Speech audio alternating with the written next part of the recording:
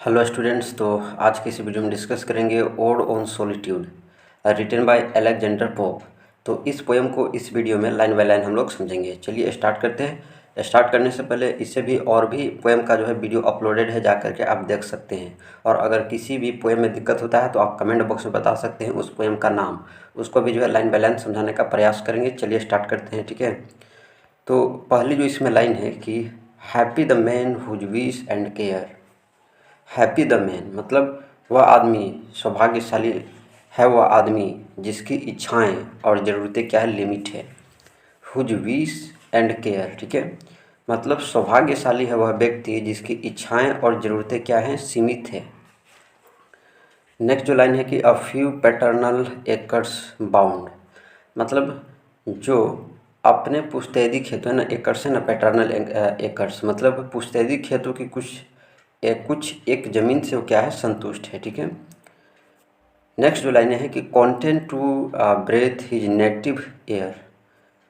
इसका मतलब क्या हुआ कि जो अपने ही गांव की हवा में हवा में चैन से जीता है, जो अपने ही गांव की हवा में चैन से जीता है।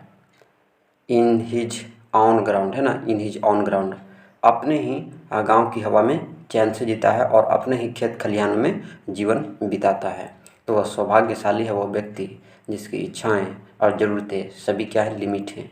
और जो अपने पुश्तैदी खेतों की कुछ ज़मीन से ही क्या है, वो सेटिस्फाई है और अपने गांव की ही हवा में वो चैन से जीता है और खेत खलिहानों में ही जीवन बिताता है। मतलब यहाँ पर कवि कहते हैं कि वह व्यक्ति सबसे सुखी है जो ज़्यादा नहीं चाहता है, जो अपने पुश्तैदी घर में है ना, पुश्तैनी घर में अपने ही गांव की हवा में क्या है, वो संतुष्ट है, ठीक है। अपने ही गांव के वातावरण में वो क्या है, संतुष्ट है।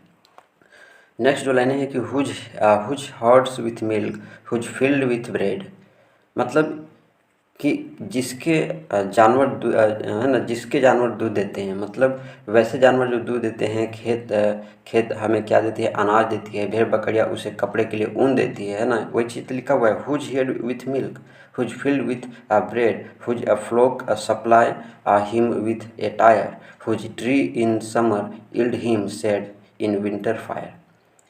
कि मतलब जो जानवर दूध देते हैं, खेत अनाज देते हैं, भेड़ बकरियाँ उसे कपड़े के लिए ऊन देती है, जिसके पेड़ गर्मियों में छाया है देते हैं और सर्दियों में लकड़ी के जलावन के लिए लकड़ी देते हैं।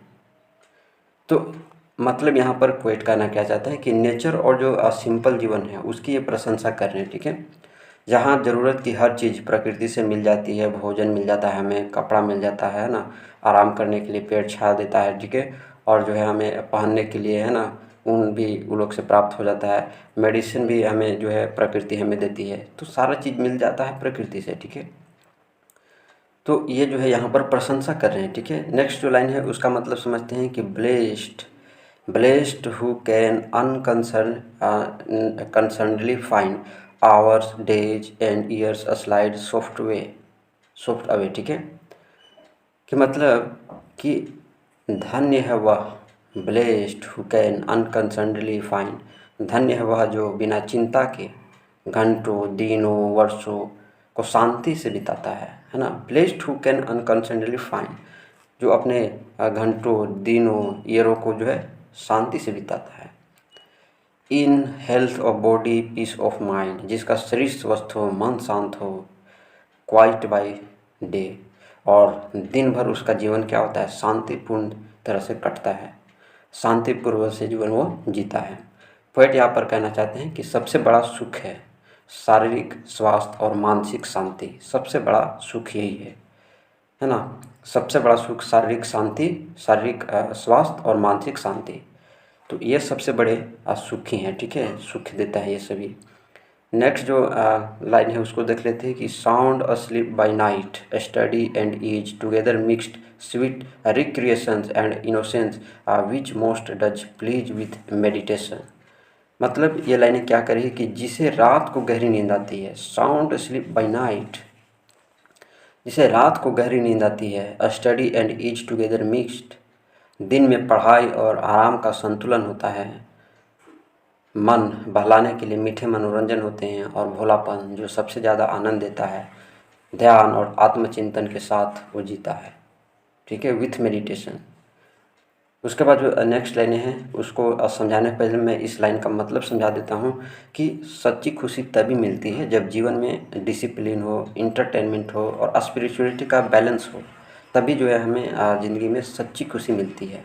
ठीक है, तो ये सभी आप ज़रूर फॉलो करना है, अनुशासन फॉलो करना है, इंटरटेनमेंट जरूर करना है ना, आध्यात्मिक का संतुलन, ये सभी का जब बैलेंस होता है तभी जो जीवन है वो सुखी होता है। सच्ची खुशी उसी से मिलती है जीवन में। ठीक है, नेक्स्ट जो है उसको समझते हैं कि thus let me live unseen unknown, thus unlamented let me die, steal from the world and not a stone tell where I lie. ठीक है, दस लेट मी लाइव, इस तरह मैं जीना चाहता हूँ, अनसीन बिना दिखावे के, अननोन बिना प्रसिद्धि के, है ना, अननोन बिना प्रसिद्धि के, दस अनलेमेंटेड लेट मी डाई, और इसी तरह मैं मरना चाहता हूँ, बिना दिखावट के, बिना प्रसिद्धि के, इसी तरह से मैं मरना भी चाहता हूँ। स्टील फ्रॉम द वर्ल्ड, और बिना किसी शोक या कब्र के निशाने के, and not a stone tell where I lie, कि लोग जान भी ना पाए कि मैं कहाँ दफन हुआ हूँ। तो मैं बिना दिखावे के जीना चाहता हूँ, मैं बिना प्रसिद्धि के जीना चाहता हूँ, और इसी तरह मैं मरना भी चाहता हूँ बिना किसी शोक के और बिना कब्र के निशान के, कि लोग जाने भी नहीं कि मैं कहाँ दफन हुआ हूँ।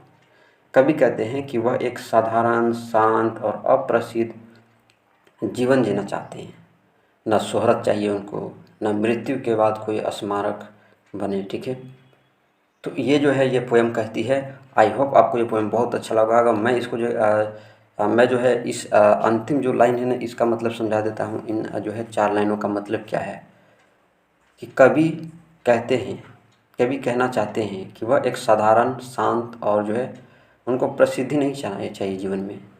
तो वो वैसे जीवन ये जीना चाहते हैं, नहीं उनको शोहरत चाहिए, नहीं जो है जब उनकी मृत्यु हो जाए तो कोई स्मारक बने, नहीं लोग जाने कि हाँ यहाँ पर ये जो पोएट है ये दफन हुए थे, तो वो उनको नहीं चाहिए, बस सिंपल लाइफ उनको चाहिए। ठीक है, ये पोएम कहती क्या है, तो अलेक्जेंडर पोप जो है पोएट इस कविता में एक ऐसे व्यक्ति की इमेजिन करते हैं जो सादगीपूर्ण है और प्राकृतिक जीवन में आनंदित होता है।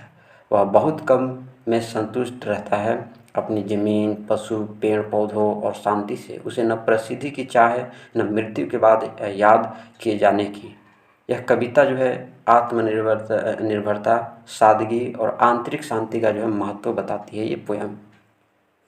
ठीक है, अब जो है इसका मैं सेंट्रल आइडिया बता देता हूँ। इस पोएम का सेंट्रल आइडिया क्या है।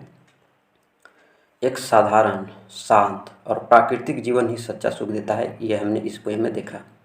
अलेक्जेंडर पोप रिप्रेजेंट करते हैं कि जिसे अपने सीमित साधनों में ही संतोष मिलता है, जो प्रकृति के साथ जुड़ा रहता है और जिसे न शोहरत की चाह, न समाज में नाम करने की लालसा, वही वास्तव में सुखी है।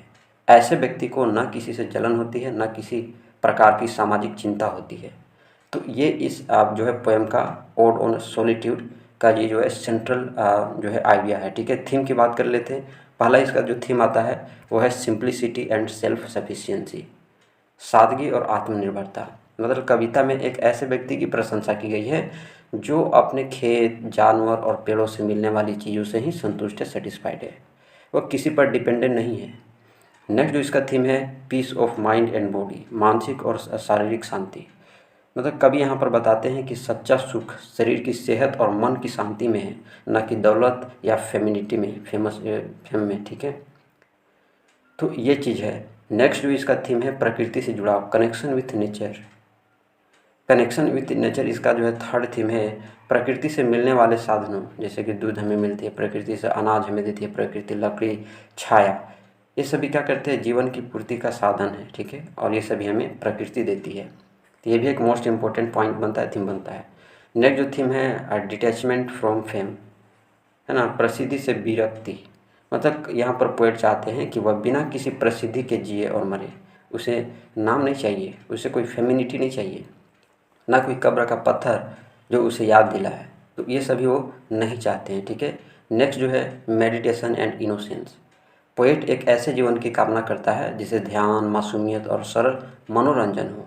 ठीक है, तो ये है इसके थीम। पोएटिक डिवाइस की बात कर लेते हैं। तो पहला इसका पोएटिक डिवाइस मेटाफर। ठीक है, ये पूरी कविता में आप देखो तो ये जो लाइनें हैं, पीसफुल रूरल लाइफ, तो ये जो है जीवन का सर्वोत्तम जो है मेटाफर है ना बना दिया गया है, ठीक है, इस पोएम का। उदाहरण अगर देखें हम तो whose trees in summer yield his shade in winter fire, ठीक है। यहाँ पर जो लिखा हुआ ना कि हुज, यहाँ पर लाइनें लिखी हुई है, ठीक है, कि यहाँ पर है, ठीक है, whose trees in summer yield him shade in winter. तो पेड़ जो है यहाँ सिर्फ पेड़ नहीं है बल्कि जो है जो होल जीवन की जो आपूर्ति है उसका ये सिंबल है, ठीक है। नेक्स्ट जो इसका पोएटिक डिवाइस है वो एलिट्रेशन, ठीक है। एलिट्रेशन एक ही ध्वनि की जो है होती है, वो रिपीटिशन होती है, ठीक है। अगर हम इसके एग्जाम्पल देखें तो साउंड अस्लीप बाय नाइट, ठीक है। आप देखो कि इस पोएम में साउंड अस्लीप बाय नाइट जो है किस लाइन में लिखी हुई है, तो ये जो है वो एलिट्रेशन का एग्जाम्पल है। देखो यहाँ पर लिखी हुई है साउंड अस्लीप बाय नाइट, ठीक है, स्टडी एंड एज। तो यहाँ पर एस की जो है क्या हुई है, रिपीटिशन हुई है, ठीक है, रिपीटिशन हुए है। नेक्स्ट जो इसका है इमेजरी, ठीक है। नेक्स्ट क्या है इमेजरी। अब यहाँ पर पोएट ने प्राकृतिक जीवन की सुंदर छवियाँ खींची है जिसके जो रीडर्स को जो है रीडर्स के सीन को जो है अनुभव कराता है, ठीक है। तो यहाँ पर हुज हियर्ड जो लिखा हुआ है ना, हुज हियर्ड, ये जो लाइनें हैं, ठीक है, यहाँ पर whose herd with milk whose field with bread. तो ये क्या है, तो ये पंक्ति जो है आंखों के सामने है ना मृत्यु का एक शांत समृद्ध जो सीन है वो इसको खींचती है, वो इसको रिप्रेजेंट करती है, ठीक है। Whose herd with milk whose field with bread. Next जो इसका जो है पोएटिक डिवाइस है वो है इंजाममेंट, ठीक है। इंजाममेंट जब एक लाइन का अर्थ दूसरी लाइन में बहता है तो ये इंजाममेंट होता है, ठीक है। तो इसका जो है ये भी एक पोएटिक डिवाइस है। नेक्स्ट जो है राइम स्कीम, इसका इस पोएम का जो है वो राइम स्कीम, इसको ध्यान में रखना, ए बी है, ठीक है। राइम स्कीम इसका क्या है, ए बी है, ठीक है। अब इसे हमें सीख क्या मिलती है इस पोएम से, तो यहाँ पर जो पोएट है अलेक्जेंडर पोप, यह कविता हमें सिखाती है कि सच्चा सुख न तो धन में है न प्रसिद्धि में, बल्कि संतोष शांति और प्रकृति के साथ जीने में ही जो है वो सबसे बड़ी धन है, ठीक है। एक सरल और सच्चा जीवन ही सबसे महान जीवन है, ठीक है। तो ये जो है इस पोएम से हमें सीख मिलती है। आई होप आपको ये पोएम बहुत अच्छा लगा होगा। बहुत अच्छा लगा हो तो लाइक ज़रूर करके जाना है। चैनल पर नए हैं, चैनल को सब्सक्राइब करना है। तो मिलते हैं इसी तरह से नेक्स्ट वीडियो में।